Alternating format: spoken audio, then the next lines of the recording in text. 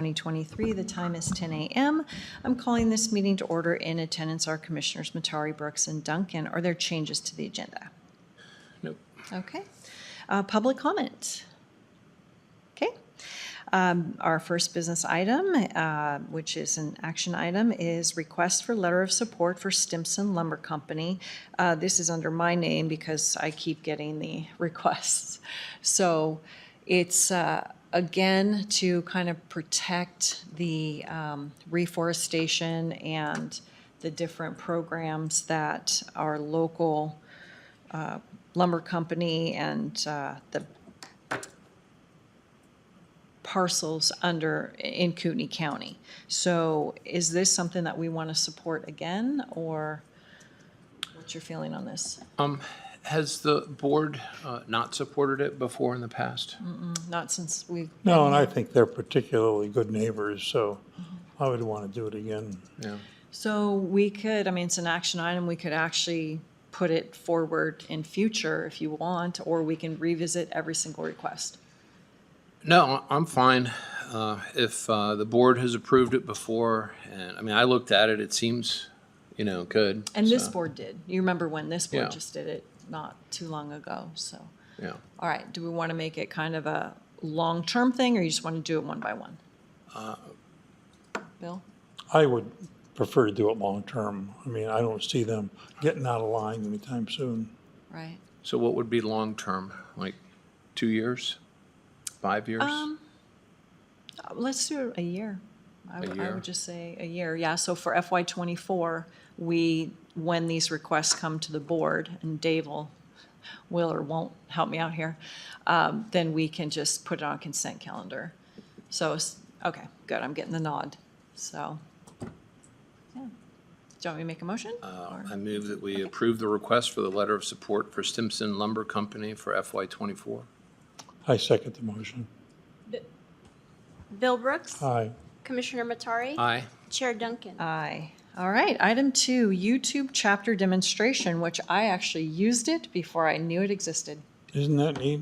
It is pretty neat. Um, Right. Before we get into that, does anybody smell rotting seafood in here?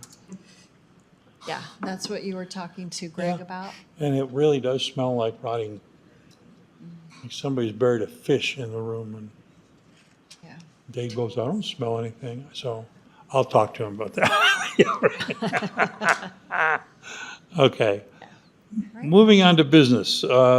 This thing about, I was marveling at all the nice YouTube, videos we have of all our meetings. They're just wonderful. The problem is if you want to find something, it's like taking a stack of papers and just throwing it on the floor and saying, it's right there. And I would like us to make it a practice, or ask Jonathan to work on that as he can, and not hire a new person to do it. But, and all future going forward. Can you show some of that, Jonathan? It's really wonderful.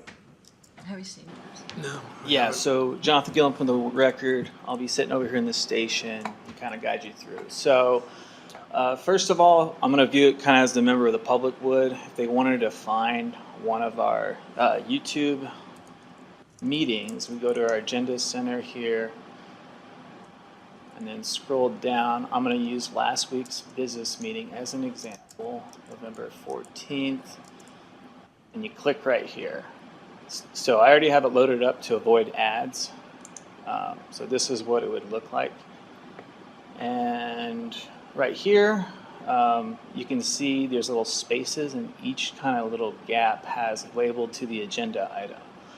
So someone can quickly index through and find it, or down here in the description, I like that. Look at that. you can go right down here and see the agenda items. Let's do resolution 2023-81. Boom, click that. There Now it is. goes right to it, and you can kind of find that pretty quickly. So people can really, I mean, the YouTube is absolutely valuable. They can also go to our YouTube county page and click on videos, and then you can sort by latest, or you can just search for a meeting here too as well. So all I got. So this is not an action item, but I just wanted to, if you're not aware, make the commissioners aware that that's there. Because I asked Jonathan the other day, can you do something about that? And I thought he was gonna call me back, say, oh, it'll take a long, and he goes, I already did one. Yeah. I said, well, let me see it. He said, here, go click, click, click, and I went, oh my goodness. So Jonathan, what kind of time frame? How much time does that take from you? So for the big meetings, I did it as like a test. I just wrote down the timestamps as I went on, so then it was really quick to just update that at the end of the meeting. For the backlog, it'll be a nice little December project for me. Oh, okay. So, yeah, I would definitely say work slow on the backlog, and, but definitely going forward would be very valuable. I think it's great. So, Thank and you. maybe business meetings? Oh, Well, I mean, as far as backlog, what's the priority? So would the priority be I business think meetings? business is first and Okay. status update is second, and Okay. we could also probably do public hearings. I mean, our YouTube, our video is really a blessing for people who want to see what we're doing. Unfortunately, it's brought out, as TV usually does, some of the tin hat folks who want to literally appear in tin hats to make a splash. But you can't really, I think, Chair Duncan has done a good job of keeping that to a minimum, just going, we're not doing that. And as a result, we get a much better product out there, because that's out there for as long as we keep them. All right, Jonathan, you have direct. Do you have anything else to add? Sorry. No, I think it's a good idea. Okay, so you've got direction. Thank you. All right, item 3, Turner Townsend and Heary. I always get worried that I'm saying it wrong. Is it Heary? I get in trouble because it's Turner and Townsend. Oh. I say Turner Townsend. Oh, okay. All right. All right, Bruce? Well, we met last week, kind of discussed the scope of the project, where our challenges are, and what kinds of things that they could help us with. I have no doubt that we're in over our head as far as just not knowing what questions to ask. That's usually the challenge when you take on a project, especially something that you don't have a lot of experience with. And so I think there are opportunities where savings can be made. I will say that I was a little surprised to discover that soft costs and indirect costs usually account for about 30% on top of construction, which would put us at $10.5 million. Our bid is at $34.8 million, so that will give us a total out-of-pocket cost of $45.3 million as an estimate. So this is the first time I feel like I've heard numbers that I could actually put my arms around and say, okay, this now sounds like something that's consistent with a large construction project. And now we have to look aggressively at what can be done to get a handle on these expenses. So I'm not quite sure how we're going to come up with that money yet, but I guess, we've already jumped out of the plane on that one. So if it ends up being that total dollar amount. But with that said, we did get a proposal, and the balance of the year to help us, which would be a few hours this month, and then a full month for December, which is when we also are getting this work project package 3, which I think, because that's where the bulk of the construction is, there's a lot of opportunity to really scrutinize it to make sure it's maximizing the county dollars. We're looking at a total expense of about $26,000, just over, on time. As far as the following year, these are estimates, and I think that they are largely discretionary as far as how much time we want to put into this.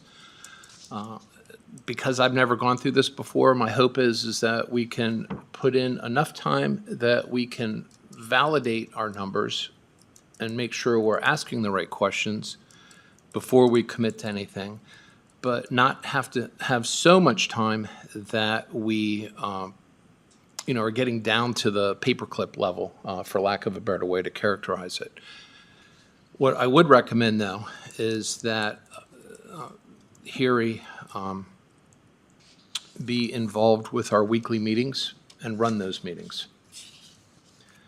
They know the questions to ask. The gentleman from there, who's here today, sat in on the meeting last week, and one of the good questions that was brought up when a cost overrun was discovered was who's going to pay for it? And there was silence. And I don't believe it fell into the purview of us having to have to pay for that. It was an oversight in one way, shape, or another. But that's something that with an experienced, qualified person, they can make that argument on behalf of the county to ensure that that gets paid for out of a separate contingency fund that's not related to us.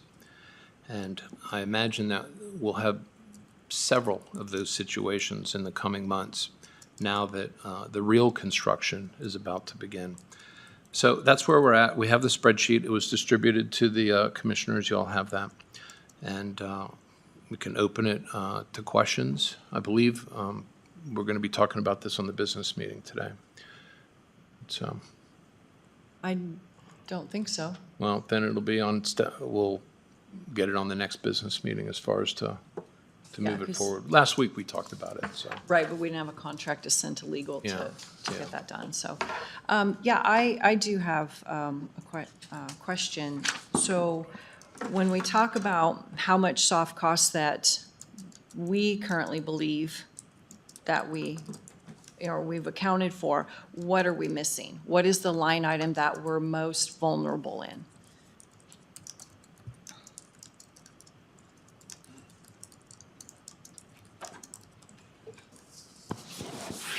So, I'm Dave Mendez with Turner and Townsend Harry.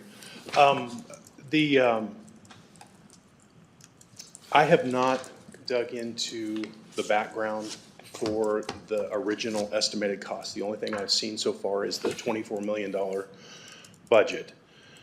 That had, it didn't have very much description on what was included in that soft cost.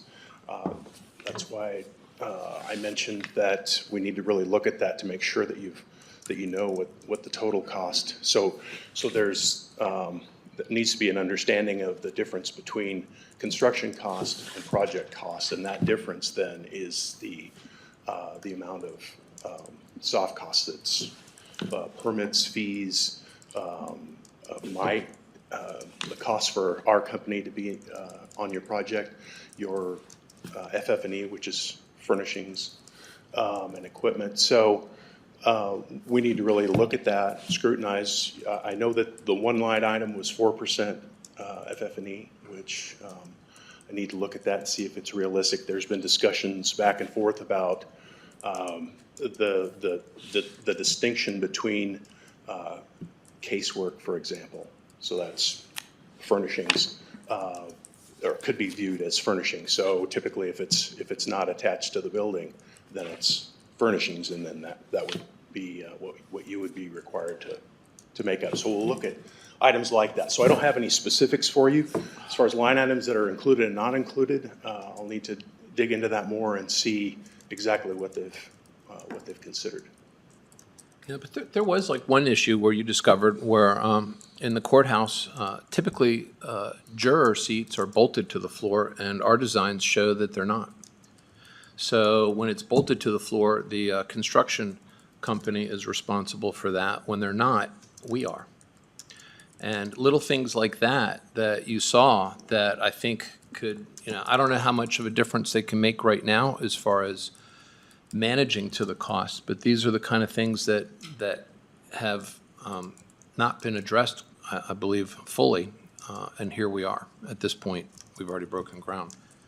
And as part of our proposal, you'll see, and as you mentioned, this is what we see is kind of an average of what the cost could be. And as project goes along, if it's going well, certainly I wouldn't be needed on the site. But the one thing that does occur throughout the construction process is that those issues will come up.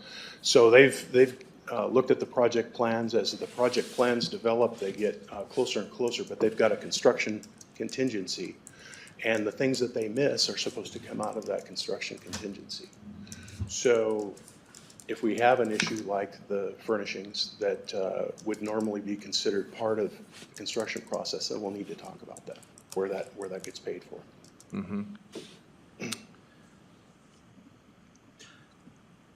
So how long do you think it'll take for us to, I guess we'll have a contract by next week so we can go through that? Are you? Yeah, I've put some upfront costs, as you mentioned, that would want to start right away and get going on that.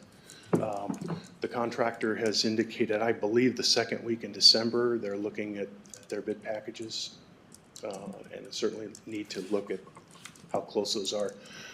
So far, the first two bid packages, my understanding is you've come in under their numbers, so that's helpful. And then I would want to make sure that you have all the documents you need to start your dig-in process to identify some of those things that, you know, we might be missing, or where we're most vulnerable. So I don't know, Bruce, did you want to work with David, or do you want me to make sure he has all the documents, or what? How do you Well, I want? think we've already given him a lot of documents as it is, just so he can start understanding the scope of this project. Okay. To effectively give us some numbers. That flow has started, so I'm starting to get, I've got the drawings and I've got some of the budgetary documents, so I can start going through those right away. Okay. Yeah, I think one of the challenges is the, excuse me, the spreadsheet that contains all these estimates has no supporting numbers with them. They're just keyed into a spreadsheet, so we don't know really where they came from. They just were keyed in. So that's probably going to be something you'd want to see, is how did we arrive at a number down to the dollar on a particular line item without any supporting, worksheets to describe where this number came from. And with your permission, I would schedule a meeting next week with the contractor to start to dig into some of those and answer some of the questions on background of the budgets. So, Okay. Okay. Anything else? I'm comfortable going with the 26,000 next week to get us through the next couple months, and I would, what are you looking at for updates so we can keep kind of track of this and understand? I guess the first question, Dave, is what do you see as being a reasonable amount of time to dig into this project, given the work package 3 is coming out in the middle of December, so that you could come back to us and say, okay, here's what we found, and this is good, this isn't good, this is where we can make a big difference? I would report to you weekly. So going along, so you're going to get a progress of what I've come up with, Okay. what I've seen, and the answers that I get, and how that responds to what you're looking for. Okay. Would 2:00 on Tuesdays be workable? Yeah. Because in that way, you've got the information from your Thursday construction meeting, and then update us on Tuesday. What do you think about that? I was going to see if the status update would work for him too. My only concern is if we have to cancel status update, if that's the only item, we're always going to be here at 2:00 on Tuesday. So that would just be, Yeah, I mean, that's a fair point. Because we have it in status update at the end of the business meeting, if we had to cancel a status update in the morning, yeah. could it automatically roll over? What works, would that work, Dave? Say it again, because you have another status update on the business meeting, is that what you mean? A pending item list is what we technically call it. Yep, But I think it usually shows up on the agenda as status update. if I'm not Yes. mistaken. correct. Yeah, you could potentially do that. Yeah. Okay. What works better for you, Dave, morning or afternoon? Usually afternoon is better. Then, there you come go. up with- Okay. You come up with job site issues and that happens pretty early on and then you consume that. And So Okay. afternoon would be better, more. So from now until whenever, you are on Tuesday at 2 o'clock. Tuesday, 2 o'clock. Yeah, and we always have call-in options too, if you can't be here on site. So. Right. Right. Any other questions for us? Okay, thank you. Are we good? Yeah, unless Commissioner Brooks has any questions. Okay. Item 4 is an executive session, settlement authority with, I never say this right, Helidoc? Helidoc. Yep, Helidoc LLC. So if there is a motion, we can enter into executive I session. move that we enter into executive session pursuant to Idaho Code 74-2061F. I second the motion. Bill Brooks, Aye. Commissioner Matari, Aye. Chair Duncan. Aye.